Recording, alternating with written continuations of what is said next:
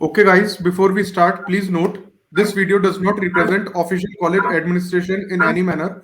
All the information shared here are based on the experience of the panelists and are meant to help the parents and students make an informed choice. It is advised to browse institute's website before taking admission. तो चलिए guys शुरू करते हैं। सबसे पहले पीयूष कैसे हैं आप? बढ़िया, आप बताइए। बढ़िया, मैं भी बढ़िया हूँ। तो पीयूष पहला क्वेश्चन मेरा आपसे ये है कि पहले तो आप ये बताएं ऑडियंस को कि लाइक आप कौन से कॉलेज की कौन सी ब्रांच से हो और आप किस ईयर से किस ईयर तक कॉलेज से एसोसिएटेड थे? तो बेसिकली मेरा नाम पीयूष रंगायत है, मैं जयपुर का रहने वाला हूँ। मैं 2017 से 2022 तक कंप्यूटर साइंस मेरी ब्रांच थी, डुअल डिग्री बीटेक और एमटेक, और मेरा कॉलेज एनआईटी हमीरपुर था, जो हिमाचल प्रदेश में। ओके, तो लाइक अभी क्या चल रहा है लाइफ में? जॉब, हायर स्टडीज या फिर स्टार्टअप में कुछ? नहीं, अभी तो जॉब ही कर रहा हूँ, लेकिन हायर स्टडीज का प्लान है, तो इस साल कुछ कैट वगैरह देके कुछ हायर स्टडीज का प्लान है। ओके ओके, तो थोड़ा सा लाइफ बिफोर कॉलेज की अगर अपन बात करें तो हमें बताएं लाइक 10th के बाद कैसा आपका इंटरेस्ट आया कि मेरे को साइंस में ही जाना है? मतलब 10th तक मैथ्स अच्छी लगती थी और साइंस में भी थोड़ा इंटरेस्ट था, तो उसके बाद 11th में एलन जयपुर ज्वाइन किया था। तो फिर बस वही 11th और 12th दोनों साल तैयारी करी, दिया। आईआईटी में नहीं हुआ, उस टाइम भी एनआईटी में हुआ था, लेकिन ये था कि एक और ट्राई है तो क्यों ना दे, तो फिर ड्रॉप लिया। फिर एनआईटी में वो किया, तो ठीक है, दिन भर पढ़ाई चलती रहती थी और कुछ तो होता नहीं था लाइफ में। तो लाइक आपने स्कूलिंग कहाँ से करी ये बताएं, और लाइक कोचिंग करी थी क्या साथ में, और कहाँ से करी थी? मेरी स्कूलिंग जयपुर से ही है, दोस्त पब्लिक सीनियर सेकेंडरी स्कूल है, मैं राजस्थान बोर्ड से हूँ। और मैंने साथ के साथ ही एलन जयपुर में उधर से कोचिंग करी थी, जेएलएन मार्ग से। ओके ओके, अब थोड़ा सा कॉलेज की तरफ मूव ऑन करते हैं। तो मेरे को ये बताएं लाइक आपने इस कॉलेज की इस ब्रांच में शुरुआत से फाइनल था कि इसी ब्रांच में जाना है, या फिर नॉर्मल जो सिचुएशन होती है कि भाई रैंक के हिसाब से अपन चूज करते हैं, उस सिचुएशन में आपने ब्रांच चूज करी? नहीं, शुरुआत से ही मेरे को था कि कंप्यूटर साइंस तो लेनी है और किसी अच्छे कॉलेज से ही लेनी है, किसी एनआईटीज वगैरह से लेनी है। तो मैंने उस हिसाब से रैंक्स वगैरह देखकर अपनी रैंक के हिसाब से तो जो प्रायोरिटी वाइज लिस्ट बना ली थी, तो वही था कि कंप्यूटर साइंस की तरफ ही जाना है। तो उस टाइम यही ब्रांच कंप्यूटर साइंस की मिली। डुअल डिग्री था, लेकिन ये था कि एमटेक भी हो रही है, लेकिन कंप्यूटर साइंस अच्छे कॉलेज से हो रहा है, एनआईटी से हो रहा है, और हिमाचल जगह भी अच्छे जहाँ पे कॉलेज है, तो था कि ले लेते हैं, तो यही फाइनल कर लिया। ओके ओके ओके, तो लाइक जब आप एडमिशन ले रहे थे तो क्या आपने पहले ऑनलाइन सर्च करा था कि ओवर द पीरियड ऑफ 4-5 साल इस ब्रांच में क्या कोर्सेज होते हैं, क्या किस चीज में मेरे को आगे बढ़ना है, और क्या स्टूडेंट्स ऐसा करते हैं और क्या ऐसा करना उन्हें फायदा देता है? हाँ, मतलब जो ये देख लेना चाहिए कि इस सब्जेक्ट में या फिर इस ब्रांच में ये चीज़ें पढ़ानी जाएगी, कि फॉर एग्जांपल मेरा इंटरेस्ट समझो एआई या किसी में है और उस कॉलेज में वो सब्जेक्ट पढ़ाया नहीं जा रहा, तो कुछ वो है नहीं। लेकिन लोगों को ये भी देखना चाहिए कि ठीक है, कॉलेज से अच्छे कॉलेज से एक अच्छी डिग्री मिल रही है, तो जो चीज़ों में तुम्हारा इंटरेस्ट है वो तुम वैसे भी सीख जाओगे। इंजीनियरिंग कॉलेज में ज़्यादा कोई वो पढ़ाई नहीं करता जो कॉलेज पढ़ाता है, लोग अपने इंटरेस्ट के हिसाब से पढ़ाई करते हैं। तो लेकिन एक अच्छे कॉलेज से एक अच्छी डिग्री मिलती है, तो एक बैकअप प्लान हो जाता है हमेशा कि हाँ ठीक है, कि लाइफ में ये करना है। तो मेरे ख्याल से एक अच्छे कॉलेज की एक अच्छी डिग्री को भी प्रायोरिटी देनी चाहिए। तो लाइक जब आप इस कॉलेज में एडमिशन लेने का देख रहे थे तो ऑफ कोर्स आपने थोड़ा इस कॉलेज के बारे में सर्च करा होगा और लोगों से भी जानकारी ली होगी, तो तब कैसा लगा आपको? क्या इमेज थी सोसाइटी में इस कॉलेज की? कैसा माहौल था इस कॉलेज के नाम को लेके? मतलब मेरे जो रियल भाई है उनके एक फ्रेंड थे जो इस कॉलेज में पहले से थे, तो पहले उन्होंने जब मेरे को बताया था, जब मैं तैयारी कर रहा था, तो मेरे को इस कॉलेज का नाम वगैरह कुछ नहीं पता था। फिर मैंने खुद के एंड से जब तैयारी की तो मेरे को याद आया कि वो भैया है, तो मैंने उनसे पूछा वगैरह, थोड़ा प्लेसमेंट्स वगैरह की इन्फॉर्मेशन दी। वो कंप्यूटर साइंस में ही थे, तो मेरे को और हेल्प हो गई कि क्या क्या सीन है ये वगैरह।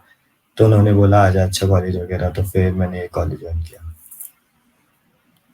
ओके ओके, अगर बात करें तो मेरे को ये बताएं लाइक एडमिशन मेथड रहता है इस कॉलेज में जेई के थ्रू होता है या फिर और भी कोई एग्जाम्स हैं जो कॉलेज के खुद के एग्जाम्स, कोई एंट्रेंस एग्जाम जिनके थ्रू एडमिशन ले सकते हैं स्टूडेंट्स? नहीं, केवल जेई मेंस के थ्रू ही इसमें एडमिशन होता है।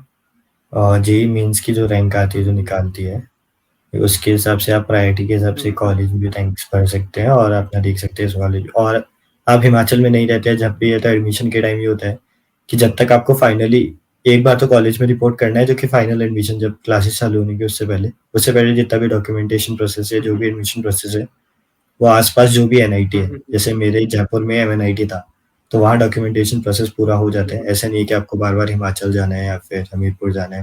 आप अपने नियरेस्ट एनआईटी जाके या आईआईटी जाके एडमिशन प्रोसेस कर सकते हैं।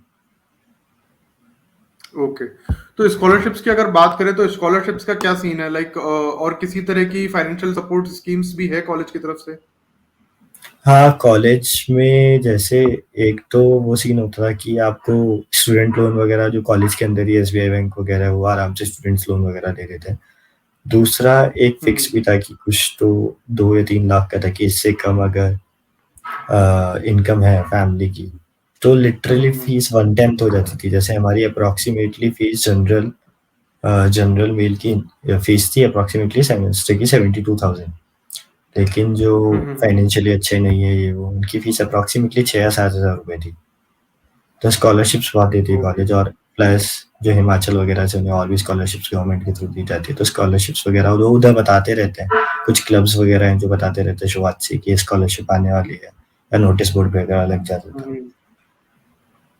ओके, तो ब्रांच स्पेसिफिक डिटेल्स की तरफ अपन बढ़े तो पहले तो सबसे पहले मेरे को ये बताएं कि over the period of 4 years course में क्या क्या रहता है आपकी ब्रांच में, असाइनमेंट्स क्या होते हैं, प्रोजेक्ट्स क्या होते हैं, क्योंकि हमें ये लगता है कि बच्चे के दिमाग में क्लैरिटी हो कि भाई 4-5 साल में क्या करूंगा, तो बहुत अच्छे से डिसीजन ले सकता है कि उसे इस ब्रांच में जाना है या नहीं। लेकिन जैसे हमारे टाइम और अब में तो थोड़ा चेंज आ चुका है। जैसे अब ऐसा होता है कि फर्स्ट ईयर के जितने भी होते हैं, सबकी कॉमन क्लासेस रहती है, उनको हर ब्रांच का थोड़ा-थोड़ा पढ़ाया जाता है, ताकि अगर वो उस ब्रांच का थोड़ा पढ़ें और उन्हें अच्छा ना लगे तो ब्रांच स्विच करने का ऑप्शन होता है अब तो। जैसे उन्हें फर्स्ट ईयर में थोड़ा-सा इलेक्ट्रॉनिक्स का एक सब्जेक्ट दे देंगे, एक कंप्यूटर साइंस का दे देंगे, मतलब तो ताकि वो बच्चा हर सब्जेक्ट पढ़े, उसे अगर बाद में इलेक्ट्रॉनिक्स में इंटरेस्ट आ रहा है तो उसमें जा सकता है ये वो।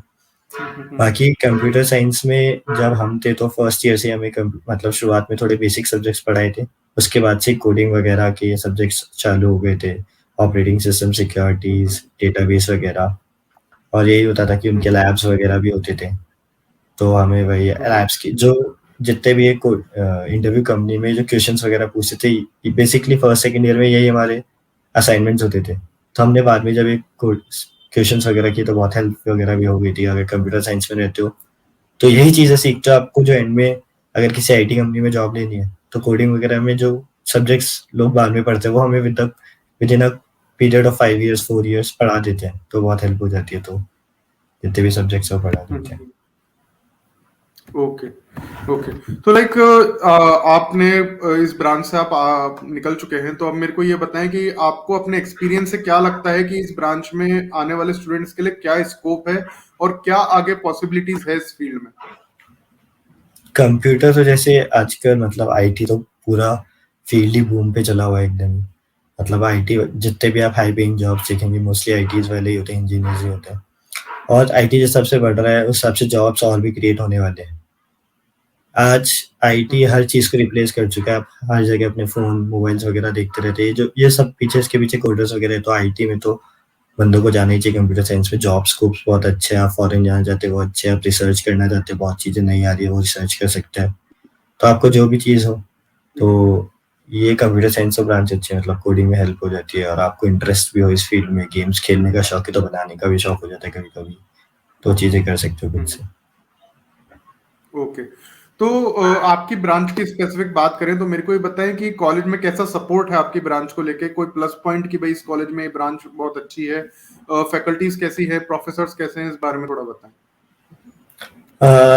हमारी ब्रांच में जैसे अगर आपको कुछ रिसर्च वगैरह करनी हो तो बहुत सारे क्लब्स वगैरह बने, जैसे .exe वगैरह ऐसे क्लब्स बने हुए हैं, ऐप क्लब वगैरह बने हुए हैं जिसमें क्लब कॉलेज के जो ऐप्स वगैरह हैं अगर आपको उसमें इंटरेस्ट है तो कर सकते हो। बाकी टीचर्स भी सपोर्टिव होते हैं कि आपको उनके अंदर रिसर्च इंटर्न करनी है। अगर समर हॉलीडेज में तो टीचर बोल देते हैं ठीक है तुम मेरे अंदर रिसर्च इंटर्न कर सकते हो। बाकी हमारे कॉलेज में एक नया कंप्यूटर सेंटर बन रहा था जो कि बहुत ही ज़्यादा बड़ा था। तो वो इस कंप्यूटर साइंस ब्रांच के लिए एक नया कि नए सिस्टम्स आ रहे हैं, एकदम नई टेक्नोलॉजी आ रही है अभी कॉलेज में, तो हेल्पफुल ही हो रहा है। तो कंप्यूटर साइंस ब्रांच में तो ठीक है, हेल्प मिल जाती है अच्छे से। Okay okay. तो अगर हायर स्टडीज की बात करें तो क्या स्टूडेंट्स इस फील्ड में हायर स्टडीज के लिए भी जाते हैं और फॉरेन भी जाते हैं हायर स्टडीज के लिए? जैसे कुछ जिन बच्चों का इंटरेस्ट होता है वो जाते हैं। हमारे कॉलेज से एक बंदा अभी लंदन गया था, निशान सिंघाड़ा, वो लंदन गया, वो फॉरेन स्टडीज कर रहे हैं। और लेकिन कुछ का ये होता है कि इतने हाई पेइंग जॉब्स मिल जाते हैं, तो लोग सोचते हैं कि डायरेक्ट बाद में और पढ़ाई करनी पड़ेगी। जिनका इंटरेस्ट होता है वो चल जाते हैं, वरना इसके बाद भी बहुत हाई पेइंग जॉब मिलते हैं, तो 90% ट्राई करते हैं कि जॉब ही कर ले, बहुत अच्छा पैसा मिल रहा है तो क्यों ना करें। Okay okay. तो एलओआर की अगर बात करें, letter of recommendation by professor, तो वो लाइक आसानी से मिल जाता है या उसके लिए कोई अलग मेहनत करनी पड़ती है स्टूडेंट्स को? नहीं, जैसे जो टीचर्स आपको पढ़ाते हैं, मतलब जितने भी कंप्यूटर साइंस में टीचर्स है 15-20, तो with in a period of 5 years वो कोई ना कोई सब्जेक्ट पढ़ा ही रहे होते हैं आपके। हर सेमेस्टर 5-6 सब्जेक्ट होते हैं, तो कोई ना कोई तो आपके टीचर्स के साथ अच्छे कॉन्टैक्ट्स हो जाते हैं। वो तो आप टीचर्स के पास जाओ, आराम से लेटर ऑफ रिकमेंडेशन दे देते हैं कि आपको कहीं बाहर करना है या फिर स्टडीज करनी है, या फिर मतलब बाहर जाके, या फिर रिसर्च पेपर कुछ पब्लिश करना है, या कहीं और रिसर्च इंटर्न करनी है, तो आराम से बांट देते हैं, वो दे देते हैं बस।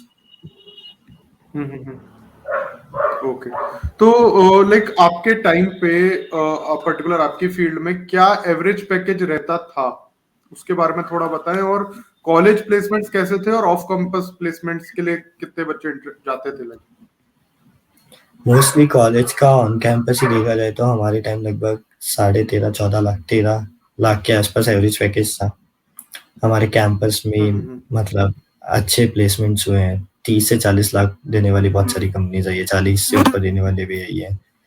कुछ लोगों का बाहर ऑफ कैंपस प्लेसमेंट लगा है। एक मेरी फ्रेंड का जो मेरे साथ ही पढ़ती थी, वो मेटा लंदन, फेसबुक जो लंदन में, वहाँ गई है। एक ब्लूम्सबर्ग लंदन में गए, अमेजॉन में प्लेसमेंट हुई है, माइक्रोसॉफ्ट में हुई है। तो एवरेज पैकेज तो बहुत ही अच्छा था, मतलब 13 लाख सबका यही हो गया था कि प्लेसमेंट अच्छी हो गई है। तो 13.5 मतलब लगभग आपके पास 1 लाख रुपए साल महीने का आ रहा है, तो वो बुरा पैकेज तो नहीं मानूंगा। और अब तो वो पैकेज इंक्रीज ही हो रहा है क्योंकि अब कंपनीज और दे रही है। तो विद इन टाइम और ऑफ पीरियड, इंटर्नशिप्स की अगर प्लीज बोलिए। With in period of time मतलब ये इंक्रीज ही हो रहा है 13.5 से। जैसे मेरे ख्याल से इस साल तो बहुत ही अच्छी कंपनीज आई है, तो आराम से 15-16 पास कर ही जाएगा। ओके। और इंटर्नशिप्स की अगर बात करें तो उनका क्या सीन रहता है? लाइक कंपलसरी होती है इंटर्नशिप करना या स्टूडेंट के ऊपर है? स्टूडेंट्स के ऊपर है। इस मामले में थोड़ा कॉलेज में मैं कमी बताऊंगा कि जैसे कॉलेज में बहुत कम कंपनीज आती है जो इंटर्नशिप देती है, 1 या 2 कंपनीज आएंगी। तो अगर आपको इंटर्नशिप करनी है तो आप प्रोफेसर के अंदर रिसर्च इंटर्न वगैरह कर सकते हो, लेकिन किसी का रिसर्च में मन नहीं, किसी को कॉर्पोरेट लाइफ में, कॉर्पोरेट में जाना ही वो, तो बहुत कम कंपनीज आती है इंटर्न के लिए। तो इंटर्न आपको खुद ही अपने एंड पे ऑफ कैंपस ढूंढनी पड़ती है। तो इस केस में मैं कहूँगा कि कॉलेज में ये थोड़ी, बाकी जिसका मन हो वो कर सकता है, जरूरी नहीं है। आप स्किल सेट भी बढ़ा सकते हो अपना और चीजें सीख सकते हो। तो लाइक बिल्कुल पीयूष, ये तो बातें हुई कि कोई इसी ब्रांच में, इसी फील्ड में आगे बढ़ना चाहता है। तो अब थोड़ा इस सिचुएशन की बात करते हैं। लाइक स्टूडेंट ने ज्वाइन करा आपकी ब्रांच में, पर उसे बाद में फील हुआ कि नहीं यार, ये ब्रांच मेरे लिए नहीं है, मेरे को कुछ और ऑप्शंस भी देखने हैं। तो उस सिचुएशन में जैसे आपने बताया ब्रांच चेंज करना ऑप्शन रहता है, तो उसके बारे में थोड़ा बताएं कि ब्रांच चेंज करने के क्या तरीके हैं और क्या प्रोसेस है, और किन चीजों को स्टूडेंट्स को ध्यान रखना चाहिए अगर उनको ब्रांच चेंज करना उनके दिमाग में है तो। जैसे ब्रांच चेंज करना है तो सबसे पहले मेन इंपॉर्टेंट पॉइंटर ही होता है। जिनका हाई पॉइंटर होता है उन्हें प्रायोरिटी दी जाती है, कि जिनका 8 से ऊपर पॉइंटर है, 8.5 से ऊपर है, तो क्योंकि ब्रांच चेंजेस वो कुछ 2-3 बच्चों के ही अलाउ करते हैं। अब हर ब्रांच में कुछ 2-3 बच्चे ऐसे होते हैं कि वो हायर ब्रांच में जाना चाहते हैं, कि उन्हें लगता है कि इसमें प्लेसमेंट नहीं होगी, उन्हें पसंद नहीं आ रही है।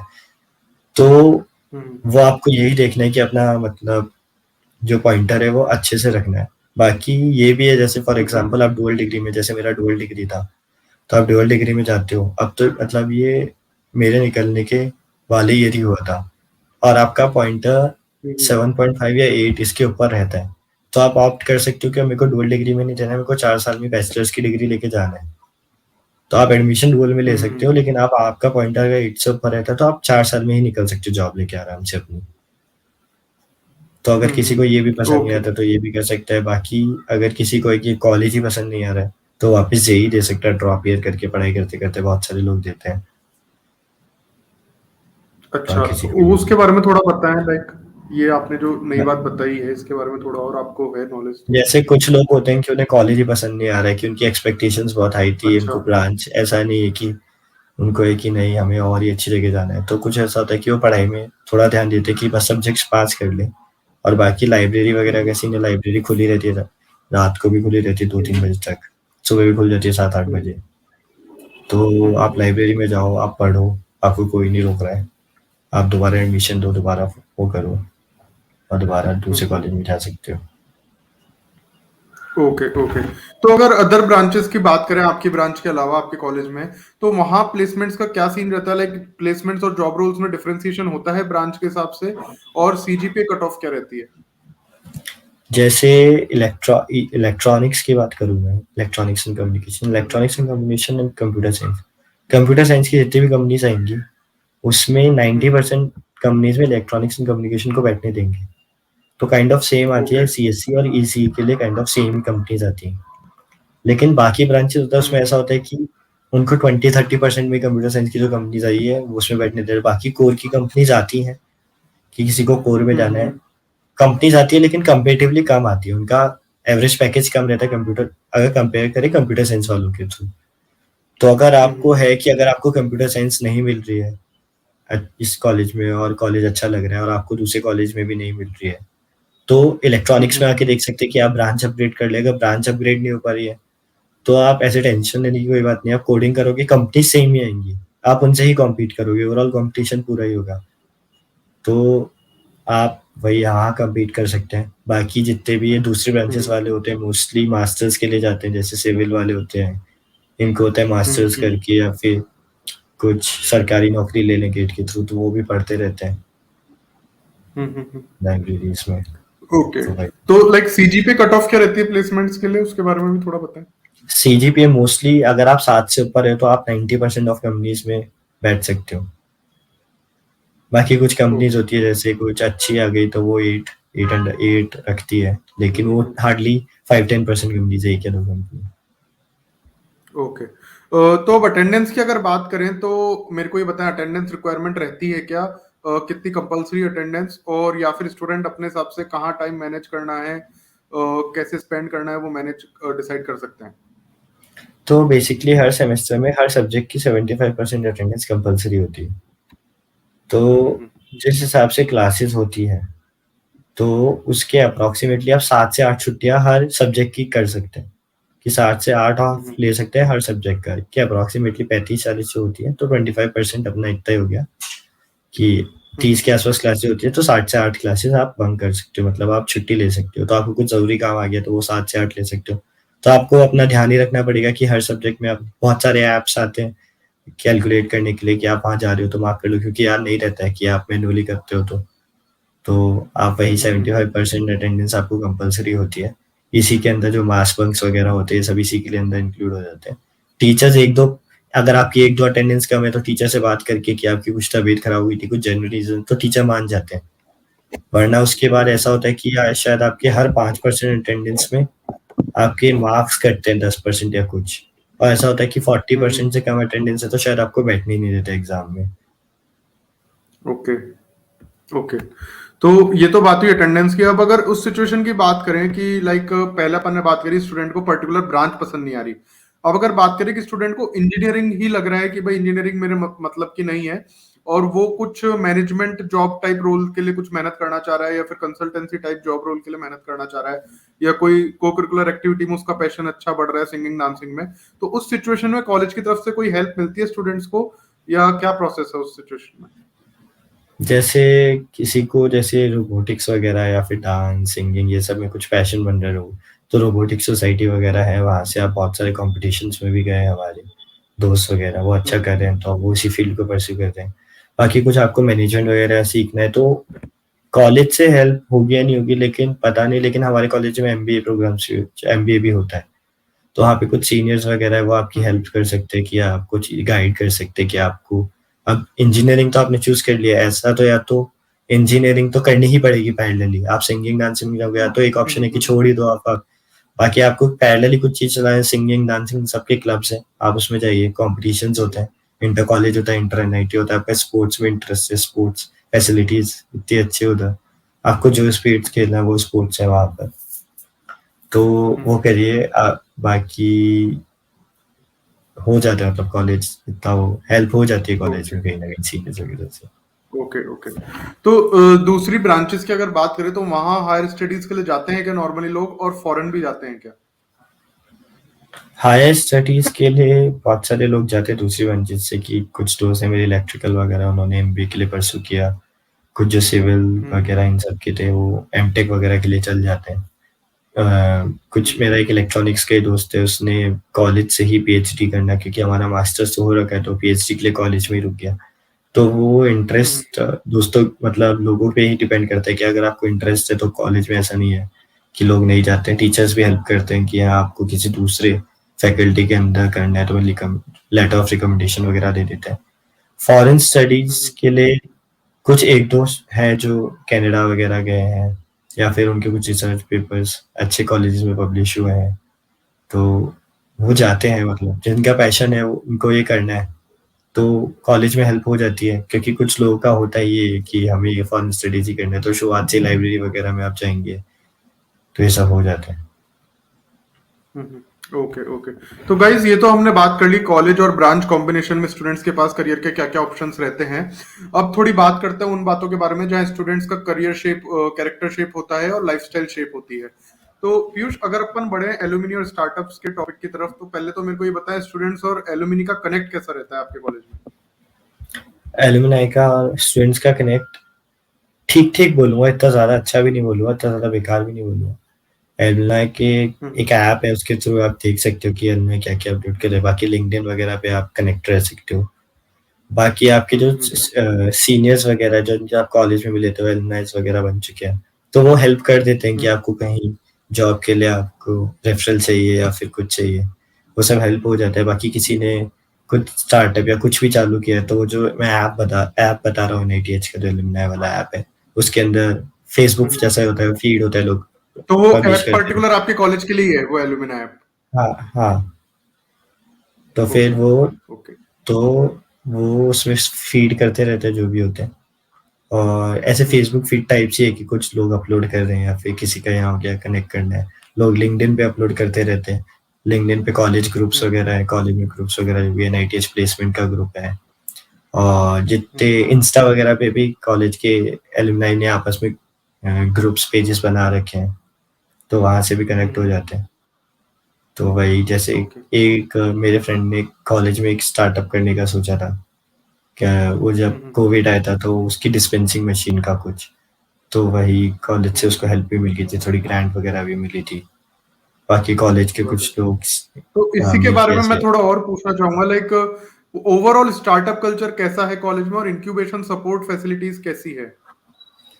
ओवरऑल स्टार्टअप कल्चर इतना नहीं है जितना मैंने देखा है, लोग वही जॉब्स की तरफ ज्यादा प्रेफर करते हैं, जिनका इंटरेस्ट होता है, हार्डली बहुत कम लोग हैं जिनका स्टार्टअप की तरफ इंटरेस्ट होता है। कॉलेज से निकलने के बाद मे बी बहुत लोगों का इंटरेस्ट हो जाता है, लेकिन कॉलेज के अंदर स्टार्टअप का कल्चर ऐसा कुछ ज्यादा खास है नहीं, बहुत ही कम है। Okay okay. और ई सेल की अगर बात करें, एंटरप्रेन्योरशिप सेल की, तो वहां किस तरह के इवेंट्स होते हैं? वहाँ पे जैसे कोई अच्छा एंटरप्रेन्योर वगैरह है तो उनकी टेड टॉक्स वगैरह हो जाती है, टेड टॉक्स वगैरह ऑर्गेनाइज होती है, किसी को कुछ हेल्प वगैरह चाहिए होती है तो उनसे जाके बात वगैरह कर सकते हैं। कुछ क्वेश्चन न्यूज, मतलब कभी वो ऐसे गेमिंग्स वगैरह करा देते हैं कि ये क्विज कंपटीशन है या फिर कुछ वगैरह है, तो किसी को भी कुछ हेल्प चाहिए होती है तो एक पूरा एक जो हमारी सेंट्रल ब्लॉक जो बिल्डिंग है उसमें एक फ्लोर दे रखा है उनको, तो वहाँ पे जाके आप कॉन्टैक्ट वगैरह कर सकते हैं। Okay okay. इसी के साथ रिसर्च कल्चर की तरफ अपन बात करें तो मेरे को ये बताएं कॉलेज में रिसर्च का माहौल कैसा है? रिसर्च पेपर पब्लिश होते हैं क्या? कितनी फ्रीक्वेंटली होते हैं? रिसर्च पेपर तो बहुत पब्लिश होते हैं, रिसर्च का तो बहुत अच्छा कल्चर है वहाँ, बहुत ही रिसर्च के लिए तो लोग वो करते हैं कि वहाँ पे, क्योंकि बहुत सारे डुअल डिग्री कोर्सेज होते हैं, तो उनका ऐसा होता है कि आपको एक रिसर्च पेपर, तो वो ग्रेडिंग्स जो होती है वो आपको थीसिस तो लिखनी होती है, हमें रिसर्च पेपर भी पब्लिश करना होता है, कईयों का होता है, कुछ टीचर्स बोलते हैं कि आपको पब्लिश कराने की ज़रूरत नहीं है। कुछ टीचर्स बोलते हैं आपको कंपल्शन है, कई बोलते हैं 2 का। वो depend on mentor to mentor करता है आपका, कि आपको पब्लिश करने के लिए बोल रहे नहीं हो रहे। लेकिन इस चक्कर में हर साल बहुत रिसर्च पेपर पब्लिश होते हैं हमारे अच्छे-अच्छे ओके, जगह। तो जो स्टूडेंट्स रिसर्च में काफी एक्टिव होना चाहते हैं, जिनका काफी इंटरेस्ट है, उनके लिए आप बताना चाहेंगे कोई प्रोफेसर्स जो रिसर्च में बहुत एक्टिव हों, फेमस हों, जिनका नाम स्टूडेंट्स लाइक फेमस हो? हमारे कॉलेज में हमारे एक सर थे, महातो सर। उनका पूरा नाम तो याद नहीं है, महातो सर बोलते थे हम। तो वो इन चीज़ों में आप उनके पास कुछ भी लेके जाओ कि सर हमें ये लेटर ऑफ रिकमेंडेशन चाहिए, या फिर ये हेल्प चाहिए रिसर्च में, हमें ये नहीं हो पा रहा है या कुछ, वो हर चीज़ में हेल्प कर देते थे आपकी। तो टीचर्स ऐसे होते हैं कुछ जो आपकी हर चीज़ में हेल्प कर देंगे कि आपको जाने सर हमको आपके अंडर रिसर्च इंटर्न करनी है, वो बोले हाँ कर सकते हो। वो बहुत हेल्पफुल टीचर थे। तो वो महातो सर ही याद है मेरे को। Got it, got it. तो अगर इंफ्रास्ट्रक्चर की अब अपन बात करें, तो मेरे को ये बताएं कि कॉलेज में इंफ्रास्ट्रक्चर ओवरऑल कैसा है, इंक्लूडिंग लैब्स हो गई, क्लासेस हो गई, इक्विपमेंट्स हो गए, लाइब्रेरी, स्पोर्ट्स, ओवरऑल कैसा इंफ्रास्ट्रक्चर है? जैसे लैब्स, क्लासेस, लाइब्रेरी, स्पोर्ट्स सब चीज़ें ही अच्छी हैं। क्लासेस भी अच्छी, क्लासरूम्स बड़े-बड़े हैं, एकदम सही हैं। प्रोजेक्टर वगैरह भी उनका सीन सही है। लैब्स में भी इक्विपमेंट्स नहीं है। लाइब्रेरी में एक चीज़ ये होता है कि लाइब्रेरी 24/7 नहीं खुलती, 24/7 खुलती है एग्ज़ाम से 1 हफ्ते 2 हफ्ते पहले से। बाकी लाइब्रेरी 4-5 ओके। घंटे के लिए बीच में बंद हो जाती है। रात को 2 बजे के आस-पास बंद कर देते हैं और सुबह 7 बजे खुलते हैं। तो लाइब्रेरी में ये चीज़ है। बाकी स्पोर्ट्स है, स्पोर्ट्स एक सेंटर बना है, एक स्पोर्ट्स सेंटर भी बना है, वहाँ पूल टेबल वगैरह, badminton indoor court, basketball indoor court, सब चीज़ के जिम वगैरह, सब चीज़ें अच्छी हैं। बस एक चीज़ स्विमिंग पूल की कमी रह गई थी हमें, तो वो नहीं हुआ। बाकी तो स्पोर्ट्स सब अच्छा ही है। ऐसा नहीं है कि पहाड़ पे तो उधर कुछ खेलने को नहीं मिलेगा, बहुत बड़ा ग्राउंड है, बहुत ही बड़ा कैंपस है, एकदम अच्छा-सा, तो ओके। स्पोर्ट्स के लिए भी चाहिए सब कुछ। और लाइक लाइब्रेरी एयर कंडीशन है, क्योंकि वो भी स्टूडेंट्स को कंसर्न रहता है थोड़ा, क्योंकि ज्यादातर पढ़ाई का हिमाचल में माहौल एयर वही रहता है। Condition library, Himachal air condition की जरूरत नहीं है। वहाँ हीटर लगे हुए हैं जिसकी ओके। सख्त जरूरत है। तो हीटर्स है वहाँ, ओके। और मतलब पंखे वगैरह है, पंखे ओके। ही तक ही चलते हैं, एसी वगैरह नहीं चलते। Okay, got it. तो लाइक लोकेशन वाइज मेरे को बताएं, लाइक सिटी से कैसा कनेक्ट है कॉलेज का, या फिर थोड़ा दूर दराज है, और आसपास में फैसिलिटीज मिल जाती है कॉलेज के बाहर, जो नॉर्मल कॉलेज के फैसिलिटीज की जरूरत होती है? जो भी कॉलेज से रिलेटेड जो भी फैसिलिटीज आपको चाहिए, जो भी सामान वगैरह चाहिए, वो तो कैंपस के अंदर ही बहुत दुकानें वगैरह है।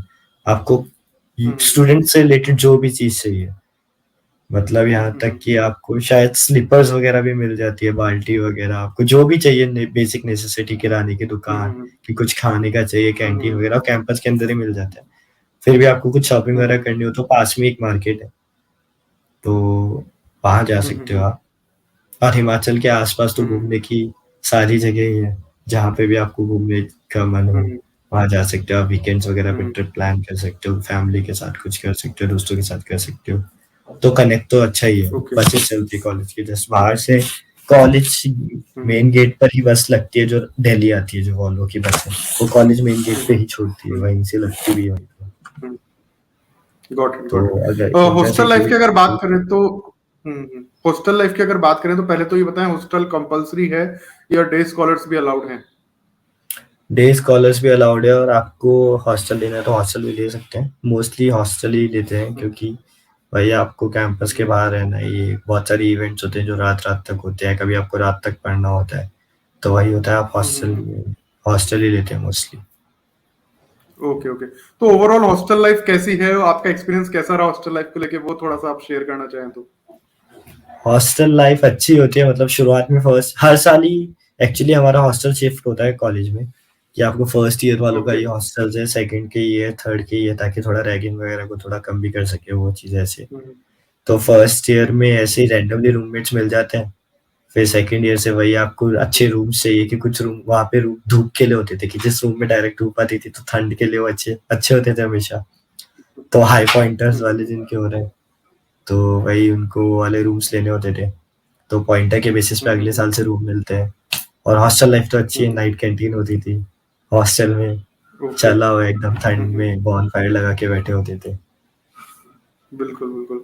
और इसके साथ अगर खाने की थोड़ी सी बात करें अपन, तो मेरे को ये बताएं, मैस फूड कैसा रहता है, क्या क्या वैरायटी एंड ऑप्शंस है स्टूडेंट्स के लिए, और पेमेंट में प्रीपेड ही एक ऑप्शन है या पे फॉर ईच मील भी ऑप्शन है? नहीं, ऐसा होता है कि हॉस्टल प्लस मेस मिला के आपके कुछ तो 23-25,000, अब तो शायद ज़्यादा हो गया होगा, पता नहीं, 23-25 तक था हमारा पर सेमेस्टर, जिसमें हॉस्टल और फूड इंक्लूडेड होता था। लेकिन ऐसा होता है कि आपको हॉस्टल में खाना तो खाओ, लेकिन 1-2 दिन नहीं खाओगे तो उससे कुछ नहीं होगा। लेकिन आप जैसे घर चले गए तो 4 दिन का मान के चलते हैं कि 4 दिन से ज़्यादा आप स्किप कर रहे हो मील्स, तो पैसे आपको बाद में रिटर्न कर देते हैं। जैसे आप फॉर्म भर के चल जाओ कि मैं 10 दिन मेस का खाना नहीं खाऊंगा या 20 दिन नहीं खाऊंगा, तो वो उसमें से आपके पैसे काट के बाद में रिफंड वगैरह भी होता है, जो 5 साल के बाद ही होता है, ओके। एक साथ ही कितने भी होते हैं, तो वो होता है। और हॉस्टल का खाना तो अच्छा था, मतलब राजमा चावल वहाँ के बहुत अच्छे, तो मतलब खाना तो अच्छा ही है, ओके। मतलब फूड तो अच्छा है। तो सीनियर्स की तरफ अपन बढ़े तो पहले तो ये बताएं सीनियर्स कैसे हैं, लाइक आपका एक्सपीरियंस कैसा था जब आप जूनियर थे, सीनियर्स कैसे थे कॉलेज में? मेरा तो सीनियर्स एक्सपीरियंस हमेशा से ही अच्छा रहा है कि मतलब बहुत ही प्यारे सीनियर्स मिले, बहुत ही हेल्प सपोर्टिव। अभी भी जैसे मैं बैंगलोर में हूँ तो मेरे घर के पास ही कुछ सीनियर्स रहते हैं, तो वीकेंड में उन्हीं के साथ हम चले जाते हैं। वो तो एकदम छोटे भाई की तरह रखते हो कि ऐसा। हाँ मतलब, लेकिन सीनियर्स को हम रिस्पेक्ट के तौर पे सर और मैम बुलाते हैं कि जो भी निखिल सर की प्रांजलि मैम या जो भी बिल्कुल ऐसे बिल्कुल। मैम करके सर सीनियर्स को मैम। लेके पेरेंट्स सीनियर्स को लेके पेरेंट्स के मन में एक और डर रहता है रैगिंग से रिलेटेड, तो मेरे को ये बताएं कि लाइक आपके कॉलेज में रैगिंग होती है कोई, लाइक हल्की फुल्की या सीरियस इशू है? और एंटी रैगिंग फॉर्म कमिटी है क्या, और फॉर्म्स भरवाए जाते हैं क्या? एंटी रैगिंग फॉर्म कंपलसरी, अगर आप वो नहीं भरोगे तो आपका हर सेमेस्टर जो रजिस्ट्रेशन होता है वो नहीं होगा। एंटी फॉर्म, और इस रिगार्डिंग बहुत ही वो है, स्ट्रिक्ट है कि अगर किसी को भी लगता है कि उसकी रैगिंग हुई है, जो कि जनरली नहीं होती, जो फॉर्मल थोड़ा बहुत इंट्रोडक्शन है वो तो चलता ही है कि हाँ आपने पूछ लिया कहाँ से। सीनियर्स हेल्पफुल होते हैं कि हाँ बुला के ऐसे पार्टी वगैरह भी देते हैं कि ऐसा नहीं सीनियर से डरते रहो, ऐसा कुछ नहीं होता है। लेकिन अगर किसी को फिर भी लगता है तो एंटी रैगिंग कमेटी है और फिर स्ट्रिक्ट एक्शंस लिए जाते हैं। फिर वो कंपल्शन है, फॉर्म फिल करना तो कंपल्शन है, बिना उसके आपको वही नहीं करेंगे। इसलिए हॉस्टल्स भी अलग अलग कर रखे हैं, मिक्स हॉस्टल्स नहीं है। हर ईयर के अलग ही है कि आपको अपने ईयर वालों के साथ ही रहने को मिलेगी रात को ये। Okay okay, got it. Fest events की अगर बात करें तो मेरे को बताएं एनुअल फेस्ट कैसा रहता है? फेस्ट बहुत ग्रैंड टाइप का होता है क्या? स्पॉन्सर्स मिल जाते हैं क्या, या बेसिक इवेंट्स ही होते हैं?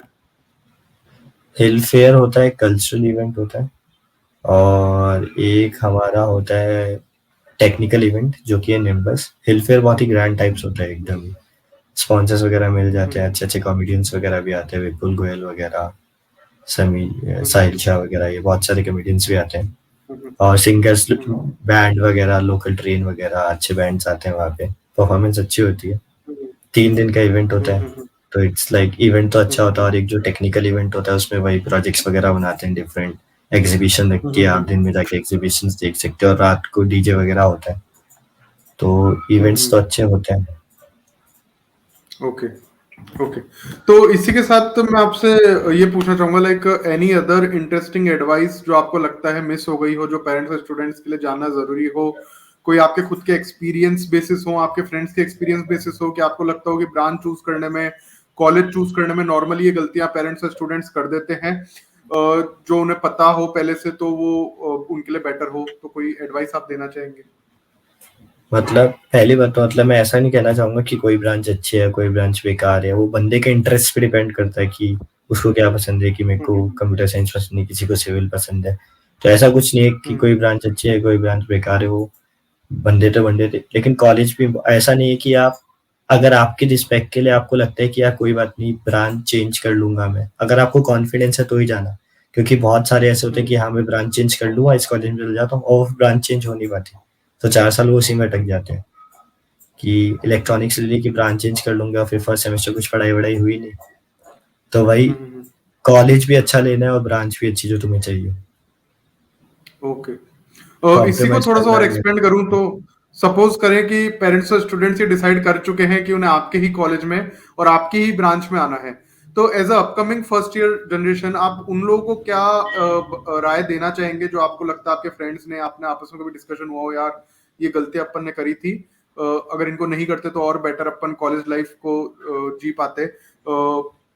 अगर मैं स्पेसिफाई करूं तो लाइक सीजीपीए कितनी मैटर करती है, सीनियर्स कितने मैटर करते हैं, इन टॉपिक्स पे आप थोड़ा बताना चाहें अगर एडवाइस? जैसे कॉलेज में एंटर करने से पहले अगर कोडिंग का थोड़ा सा स्टार्ट करके आए, क्योंकि बहुत सारे लोग करके आते हैं, मैं करके भी नहीं आया था, मेरे को कुछ आइडिया नहीं था। बहुत सारे लोग शुरुआत से करके आते हैं आजकल तो सभी। तो कोडिंग थोड़ा सीख के अगर आप कंप्यूटर साइंस या जैसे कुछ ब्रांच वगैरह में आ रहे हो, और फर्स्ट सेमेस्टर लोग लाइटली लेते हैं कि एंजॉय कर लेते हैं अभी तो कॉलेज में आते, लेकिन उसकी वजह से पूरा पॉइंटर ही शुरुआत से ही फिर वो उसको उठाने में ही पूरा टाइम निकल जाता है। तो जब मस्ती करनी है तब मस्ती करो, लेकिन कॉलेज के वो पॉइंटर का ध्यान रखना है, तो और प्लेसमेंट्स का ध्यान रखना है, क्योंकि जिस चीज़ के लिए आए थे ऑब्वियसली कॉलेज। और सीनियर ऐसे कुछ डरावनी नहीं है, सीनियर्स अच्छे, उनसे बात करो, पहली बार डर लगेगा लेकिन वो बहुत हेल्प, लिटरली बहुत हेल्प करेंगे कि आपको बाद में कंपनी स्विच करनी है, बाद में कुछ हेल्प कुछ भी चाहिए हो, कुछ भी कॉलेज का, तो सीनियर्स हेल्प करने वाले हैं तुम्हारे।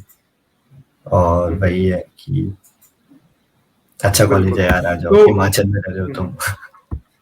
बिल्कुल बिल्कुल, वो तो ऑफ कंक्लूजन में मैं आपसे फाइनली ये पूछना चाहूंगा, लाइक एक इंजीनियर की लाइफ में एक 4-5 साल का पीरियड होता है जब वो बहुत ज्यादा मेहनत करता है, एंड जेई के प्रिपरेशन के लिए ले लीजिए, बाद में कॉलेज में आप कह रहे हैं सीजीपी मेंटेन करना है, असाइनमेंट्स हो गए, जॉब के लिए प्लेसमेंट्स का टाइम हो गया। तो ये जो टाइम था आपकी लाइफ में, ये आपको क्या लगता है, was it all worth it for you, या आपको लगता है इसके अलावा भी कोई ऑप्शंस थे आपके पास लाइफ में जिन्हें आप परस्यू करते तो और बेटर आप रिजल्ट्स समझ पाते खुद के लिए?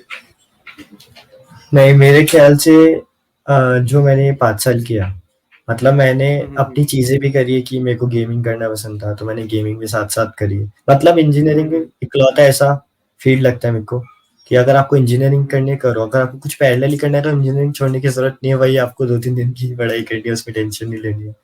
तो आप कुछ और भी पैशन परस्यू कर सकते हो कि आपके पास हमेशा एक बैकअप प्लान रहता है। तो वही मैंने कि अपना पैशन भी परस्यू कर रहे हो और बैकअप प्लान भी चल रहा है अच्छा। इन दोनों में से किसी को नहीं छोड़ना है, दोनों में आधा-आधा टाइम तो काफ़ी है।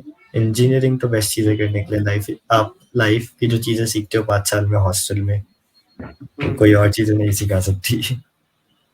Okay okay. So Piyush, thank you so much, आपने टाइम निकाला एंड यहाँ आए पेरेंट्स की हेल्प करने के लिए, आपने इतना डिटेल में सब कुछ समझाया। So overall thank you so much. Thank you, thank you.